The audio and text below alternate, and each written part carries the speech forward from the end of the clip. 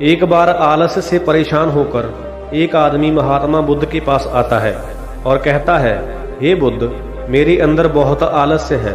मैं इस आलस्य से बहुत परेशान हो गया हूँ, क्योंकि इस आलस्य की वजह से मैं वह सब कुछ नहीं कर पा रहा हूँ जो मैं करना चाहता हूँ। इसी कारण मैं अपने जीवन में उन्नति नहीं कर पा रहा हूँ। कृपया आप मुझे इस आलस्य से छुटकारा पाने का कोई तरीका बताएं। उस व्यक्ति की बात सुनकर बुद्ध मुस्कुराते हैं और कहते हैं कि तुम्हें कैसे पता कि तुम्हारे अंदर आलस्य है। इस पर वह आलसी व्यक्ति कहता है, बुद्ध, केवल मैं ही नहीं, मेरा पूरा परिवार ही मुझसे कहता है कि मैं एक आलसी व्यक्ति हूँ। इसके बाद महात्मा बुद्ध ने कहा कि क्या तुम इस बात का प्रमाण दे सकते हो कि तुम आलसी हो? तभी उस आलसी व्यक्ति ने कहा, जी महात्मा, मैं इसका प्रमाण दे सकता हूँ। फिर महात्मा ने कहा कि तुम प्रमाण दो। तभी आलसी व्यक्ति ने कहा कि मैं यह तो जानता हूँ कि सुबह जल्दी उठना मेरे स्वास्थ्य और मन दोनों के लिए लाभदायक है, लेकिन मेरा आलस्य मुझे सुबह उठने नहीं देता। तभी महात्मा बुद्ध ने कहा, अच्छा, परंतु क्या तुम्हें पता है कि आलस्य होता क्या है? उस व्यक्ति ने कहा, मुझे यह तो नहीं पता, लेकिन जो भी है बहुत बुरा है। तभी महात्मा बुद्ध ने कहा कि आलस्य एक मानसिक अवस्था है, एक भाव है, एक विचार है, जिसे जाने अनजाने में हम इंसान अपने अंदर खुद ही पैदा करते हैं। आलसी व्यक्ति ने फिर पूछा, परंतु वह कैसे बुद्ध? महात्मा ने कहा, पहले तुम यह समझो कि हमारे भीतर आलस्य दो कारणों से होता है। पहला कारण है शारीरिक और दूसरा कारण है मानसिक। शारीरिक आलस्य होने का पहला कारण है हमारा भोजन। जब हम कोई ऐसा भोजन ग्रहण करते हैं जिसमें खुद में जीवन ना हो, तो वह भोजन हमारे शरीर के लिए बोझ बन जाता है, और ऐसा भोजन हमारे अंदर आलस्य पैदा करता है, क्योंकि हमारा शरीर भोजन से मिलने वाली ऊर्जा के सहारे चलता है, और फिर हम इसे जैसा भोजन देते हैं वैसी ही ऊर्जा हमारे शरीर को प्राप्त होती है। इसलिए अगर तुम्हें आलस्य से बचना है तो प्रकृति से मिलने वाले सही भोजन पदार्थ अपने जीवन में शामिल कर लो। हमारे शरीर में आने वाले आलस्य का दूसरा कारण है गलत तरीके से चलना, गलत तरीके से बैठना और गलत तरीके से लेटना। तभी महात्मा बुद्ध आश्रम के भिक्षुओं की तरफ इशारा करते हुए उस व्यक्ति से कहते हैं, अगर तुम ध्यान से इनको देखो तो इनके चलने और बैठने में एक प्रकार का संतुलन नजर आएगा। जब यह लोग चलते हैं तो इनके पैरों के बीच एक प्रकार का तालमेल होता है, और जब ये लोग बैठते हैं तो इनकी रीढ़ की हड्डी बिल्कुल सीधी होती है और गर्दन थोड़ी ऊपर होती है। जब यह लेटते हैं तो इनका शरीर एकदम स्थिर होता है। इनके शरीर के किसी भी अंग पर कोई भी तनाव नहीं होता, जिससे यह गहरी नींद ले पाते हैं। तभी उस व्यक्ति ने कहा कि बुद्ध, क्या पर्याप्त नींद लेना भी उतना ही जरूरी है? इस पर बुद्ध ने कहा, हाँ बिल्कुल जरूरी है, ना कम ना ही ज्यादा। हमेशा ही पर्याप्त मात्रा में सोना हमारे स्वास्थ्य के लिए लाभदायी होता है। अगर तुम आज रात पर्याप्त नींद नहीं लेते हो तो तुम्हारा कल का पूरा दिन थकान और आलस से भरा होगा। बुद्ध ने कहा, हमारे शरीर में आने वाले आलस्य का तीसरा कारण है सुबह जल्दी ना उठना।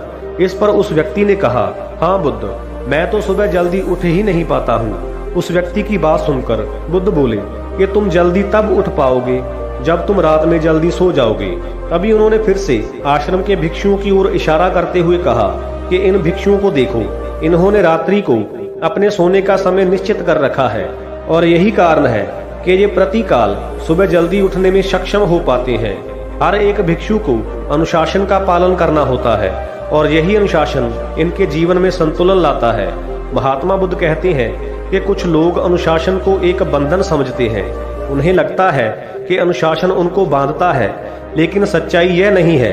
अनुशासन हमें बांधता नहीं है, बल्कि हमें स्वतंत्र करता है। इसलिए अगर तुम शारीरिक स्तर पर आलस्य से छुटकारा पाना चाहते हो तो खुद को अनुशासन में डालना सीखो और एक निश्चित दिनचर्या का पालन करो। उस आलसी व्यक्ति ने कहा, परंतु बुद्ध, शुरुआत कहाँ से करें? सही तरीके से भोजन करने से, सही तरीके से बैठने से, या फिर जल्दी सोकर उठने से? इस पर महात्मा बुद्ध बोले, शुरुआत अभी से करो। जो भी तुम इस समय कर रहे हो उसे पूरे ध्यान से करो।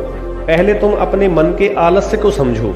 महात्मा ने कहा, हमारे अंदर आने वाले मानसिक आलस्य का पहला कारण है हमारी पुरानी गलत धारणाएं। जब हम किसी काम के लिए खुद को काबिल नहीं समझते, तब हमारे भीतर आलस्य पैदा होता है।